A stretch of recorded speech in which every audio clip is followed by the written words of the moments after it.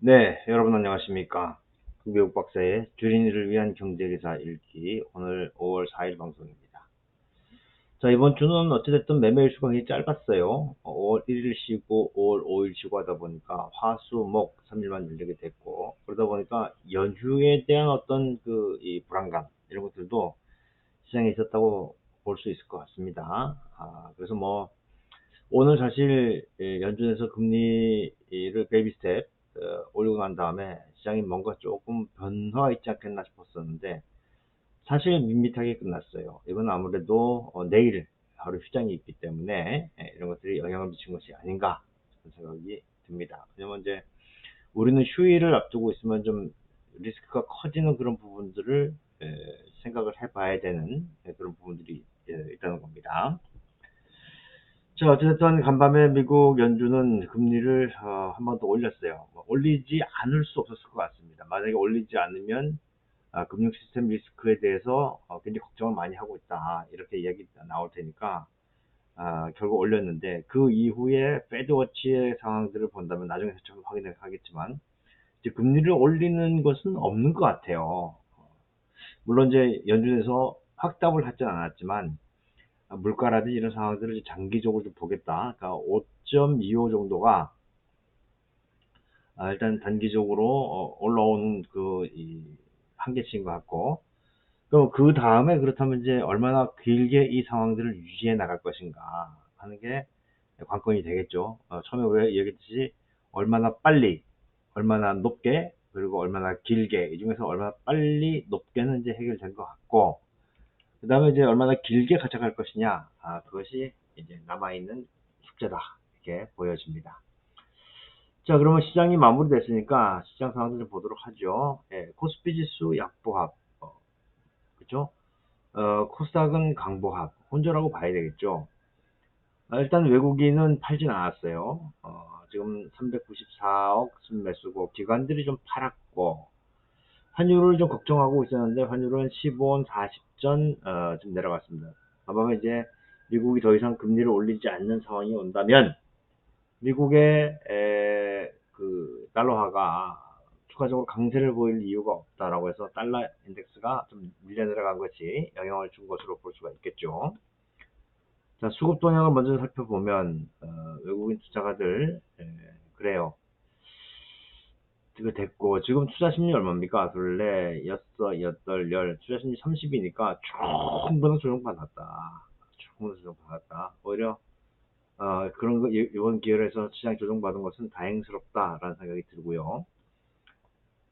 일자별로 움직이는 이 수급 동향들 오늘 제약지 좋았군요. IT는 팔았고 그러니까 IT를 팔았으니까 밋밋하고 삼성바이오로직 같은 것들이 올라갔으니까 그렇고 오늘 장비 쪽도 괜찮았습니다.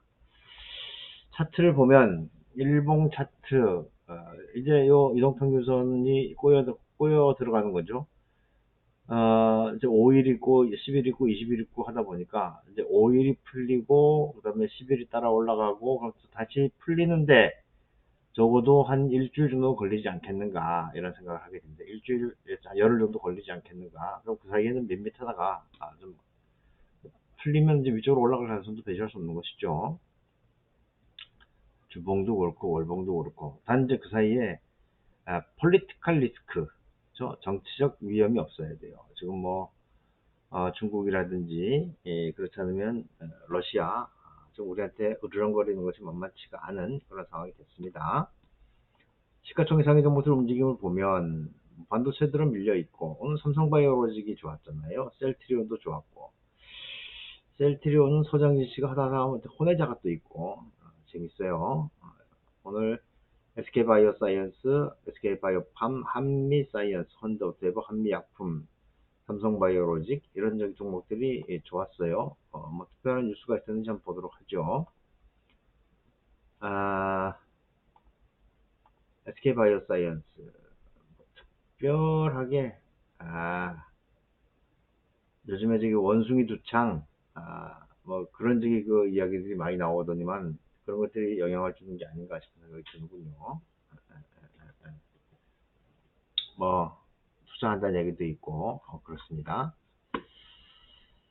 자, 그리고 뭐 밀리는 것은 삼성전기, 현대, 롯데, HD 현대, DB하이텍, 카카오뱅크, 호텔신라 등등등등등 좀 밀려 있는 그런 상황이 됐습니다. 코스닥 쪽에서는 현대바이오가 13%, 이건 나중에 기사가 하나 있었고, 알테오젠, LNC바이오, 메디톡스, ABL바이오 이런 것들이 좋았고, 뭐 바이오들이 반쳤군요. 이녹스 첨단소나 신텍, 통신 장비 뭐 내지는 그쪽에 DH 넥스턴, 루닛, SM, 주성 엔지니어링 등등은 좀 밀려 내려간 그런 상황이 됐군요. 테마주들도 보면 뭐 휴대폰, 수동부품, 통신 장비들이 되겠죠. 원자력 설계 시공, 원자력 설계 시공은 올라갈 필요도 없어요. 이제 뭐 저기 그 핵것에 다 당하고 있는데 신약 개발 수출 그렇습니다. 어느 쪽이 좋았고, 밀리는 것은 합금철, 희소금속 이런 것들은 2차전지 소재 쪽인데 이쪽이 좀 밀려 내려간 상황이 됐군요. 자, 그리고 원유 가격이 많이 떨어졌어요. 68사 60센트. 좋아요. 오늘 내려가면 좋지 뭘. 그죠? 달러 대수도 많이 밀렸습니다. 금값도 뭐 물꼬리 달았고, 환율이 오늘 좀 많이 밀려 내려왔어요. 환율이. 하지만 여전히 아직까지도 우리 뭐 무역 수지 적자라든지 이런 문제들이 남겨져 있다는 것이고요. 금리는 오늘 뭐 내려오는 그런 상황이었고, 특별한 다른 건 없었습니다. 뉴스들도 오늘 보니까 별게 없어요. 코스피 약보합, 코스닥 반발 매수 일부러 상승, 밋밋했다는 얘기가 되는 거죠. 수급에 의해서 움직였고, 그죠? 시가총액 상위 정도도 대부분 했고, 뭐 이 정도 상황인데, 이제 가장 큰 이제 관심은 이거 아니겠습니까? 증권가 미국 기준금리 인상 사이클 마무리될 것. 저도 이제 그렇게 봅니다. FOMC 성명서에서 동결 가능성을 시사했다기보다는 아무 말도 하지 않은 거죠. 아무 말도 하지 않은 거죠. 그러다 보니까 이제 올린다는 얘기 없으니까 내린다는 거 끝났다는 거 아니겠나? 이렇게 그 이야기 하는 거죠. 자, FOMC는 이날 만장일치로 금리를 5.25까지 올리면서 성명서를 통해서 잠정적 인상 종료를 시사했다. FOMC 성명에는 추가 정책 강화가 적절할 것으로 예상된다는 문구를 없애고 추가 정책 강화가 적절한 정도를 결정하는데 다양한 요소들을 고려할 것이라고 적었다. 하지만 그만 올린다 내린다는 얘기는 없었잖아요. 그렇죠? 파월 의장은 FOMC 결정 이후 가진 기자회견에서 문구의 변경이 상당한 의미라고 평가했는데, 불확실한 역풍과 누적된 통화 긴축 조치를 볼 때 향후 정책은 상황이 어떻게 전개될지에 따라 달라질 것이다. 당연하죠. 지금 이제 금리를 올렸고 그 효과를 이제 확인해 봐야죠. 계속 올린다고 해서만 저기 능사가 아니고 이건 저기 올려놓고 난 다음에 이제 물가가 제어되는지 또 더 올리게 되면 금융 시스템이 완전 망가질 수가 있기 때문에 그런 것들을 이제 다 종합적으로 고려하겠다는 뜻으로 받아들이면 될 것 같고, 그래서 이제 이게 패드워치예요. 패드워치인데 일단은 6월 FMC는 동결, 그렇죠? 그다음에 7월 FMC는 지금 동결 말고 25p 오히려 내리는 거, 그죠? 내리는 쪽이 좀 조금 더 확률이 높게 나온단 말이에요. 9월 FMC에서는 지금 25p 정도 내리는 쪽으로 간다. 그러니까 이제 시장은 물론 이제 6월적인 그 전망치가 제일 중요하지만, 그죠? 뭐 7월이나 9월이나 11월이나 아니면 12월, 11월에는 한 번 더 내리는 걸로 돼 있고, 12월에도 한 번 더 내려서 지금 그 4.5, 4.5까지니까 지금 5.25니까 한 차례 내리고 두 차례 내리고 세 차례 이렇게 내려갈 것으로는 시장에서 보고 있다. 그래서 이거는 시간이 지나면 바뀔 수도 있다. 보시면 되겠고. 이렇게 할 수밖에 없는 것이 바로 이제 미국의 은행 위기가 아직 안 끝났다는 겁니다. 백웨스트 등 지역은행 주가가 폭락하는 사태가 있었죠. JP 모건 체이스의 퍼스트 리퍼블릭 은행 인수에도 불구하고 지역은행을 진원지로 하는 미국의 금융혼란이 이어지고 있다. 이건 구조적으로 그럴 수밖에 없는 상황이 됐습니다. 백웨스트는 소형 투자은행인 파이어 샌들러의 매각을 타진하고 있고, 벽에스트의 공식적인 매각은 아직 시작되지 않았다. 페게스는 일단 신규 자본 조달을 고려하고 있다고. 안 될 거다. 누가 여기도 돈을 집어넣습니까? 그죠? 그러니까 뭐 페게스트나 실리콘밸리 은행이나 다 똑같은 거예요. 왜냐면 얘네들은 지금 MMF의 수익률도 높아지고 있는데 이게 되겠느냐 그런 거거든요. 그래서 지금 미국의 저기 이 은행들 이쪽은 지금 뭐 탑티어들 제외하고는 다 어려운 그런 상황으로 봐야 될 것 같고요. 그러면서 이제 IMF에서 우리나라한테 한마디 했어요. 한국은행이 물가 지표를 맞춰야지 섣부른 통화 정책 완화는 안 된다. 이 자식들이 우리나라한테 이렇게 얘기하는 거 저기 저 불만입니다. 많은. 근데 그 사이에 우리가 워낙 통화 정책을 개판으로 해왔어요. 그러다 보니까 지금 뭐 영끌이나 이런 문제들 때문에 많이 생긴 거죠. 그렇죠? 보도록 하죠. IMF는 한국의 물가 상승률이 여전히 한국은행의 목표치를 넘어섰지만 성장 모멘텀도 둔화하고 있다면서 통화 정책의 균형을 강조했다.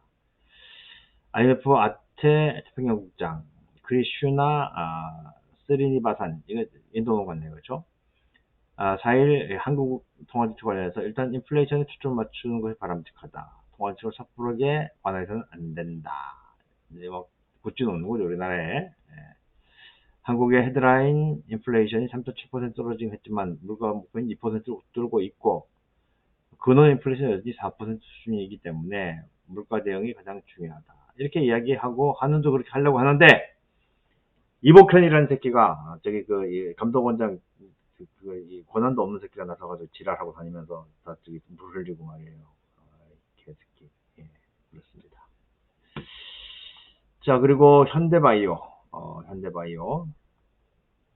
중국의 유명 제약사 대표단이 5일 방문했는데 현대바이오가 지금 뭐 하는 데냐 하면 인슐린 이 공급 장치 패치 이걸 저기 하고 있는데요. 근데 이게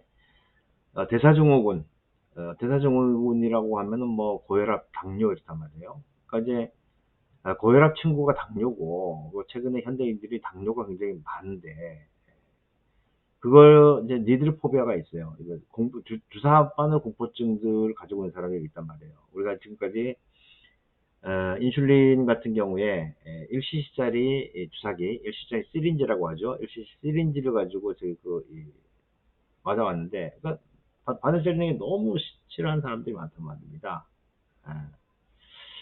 그래서 저기 이 패치를 가지고 해결하고 있는데 그쪽 이제 저기 이야기인 것 같아요. 현대바이오사이언스는 중국의 유명 제약사 대표단이 5일 자사를 방문해서 현대바이오의 핵심 사업과 관련해서 중국 시장 진출 등 상호 협력 방안을 논의한다고 밝혔다. 그렇죠? 뭐 현대바이오는 이번 중국 제약사 방문 계기로 자사의 항바이러스제인 제프티의 글로벌 진출에 나설 계획이라고 밝히고 했는데 여기는 실제로 그거보다는 인슐린 제재 이런 것들이 영향을 많이 줄 것이다 생각이 됩니다. 자, 어찌됐든 우리는 내일 또 하루 휴장을 하게 됩니다. 하루 휴장. 이제 그러고 나면 이제 휴장이 당분간은 없나요? 또 어떻게 됩니까? 지금 부처님 모신 날 석가탄신일이 지금 저걸 하게 됐죠. 대체 공휴일을 하게 됐죠. 그렇죠? 부처님 오신 날이 원래 27일인데 이번에 대체 공휴일을 하게 해서 그때를 이제 제외하고 나면은 6월 달에 현충일 한번 휴장이 있고 그럼 쭉 이제 추석 때까지는 휴장이 없어요. 정상적으로 흘러갈 것 같으니까 이제 다음 주 월요일부터는 다시 본격적으로 시장을 좀 보면서 달려볼 가능성이 크다 이렇게 보시면 될 것 같습니다. 아무튼 뭐 연휴인데요. 여러분들 잘 쉬시고 다음 주 월요일에 뵙도록 하죠. 고맙습니다.